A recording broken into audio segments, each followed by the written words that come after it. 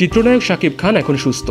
শুক্রবার বিকেলে হাসপাতাল থেকে ছুটি মিলবে তার। হাসপাতাল থেকে বেরিয়ে সরাসরি রংবাদ সিনেমার বহরতে যোগ দেবেন তিনি। দুপুরে পরিবর্তন.com-কে খবর জানান মেন্টাল খ্যাত নির্মাতা শামীম আহমেদ রনি। রনি বলেন, আমার রংবাদ সিনেমার মহরত আজ বিকেলে গুলশানের একটি রেস্টুরেন্টে হচ্ছে সিনেমাটির মহরত। শাকিব ভাই হাসপাতাল থেকে বেরিয়ে মহরতে যোগ দেবেন বলে জানিয়েছেন। এই সিনেমায় শাকিবের বিপরীতে অভিনয় করবেন বুবলি। হাসপাতাল থেকে মহরতে যোগ দিয়ে এরপর বাসায় ফিরবেন শাকিব খান। শাকিবকে 4-5 দিনের বিশ্রামে থাকার পরামর্শ দিয়েছেন ডাক্তার। হঠাৎ বুকে ও ঘাড়ে ব্যথা অনুভব করায় গতকাল বৃহস্পতিবার রাজধানীর ধানমন্ডির ল্যাবের হাসপাতালে ভর্তি হন জনপ্রিয় এই অভিনেতা। গত 10 এপ্রিল একটি বেসরকারি টেলিভিশনে অপু বিশ্বাস সরাসরি সন্তান সহ উপস্থিত হয়ে জানিয়েছিলেন 2008 সালের 18 এপ্রিল তাদের বিয়ে হয়। এরপর তাদের সন্তানও হয়। বয়স এখন 6 মাস। তবে কেরিয়ারের কারণেই বিয়ের বিষয়টি গোপন রাখা হয়েছিল। আর এই বিষয়টি নিয়ে তুমুল আলোচনা ও সমালোচনা চলছে। এই ঘটনার ফলে মানসিক ও শারীরিক চাপে ছিলেন শাকিব খান। এখন সে চাপ কাটিয়ে ওঠার প্রতীক্ষায়।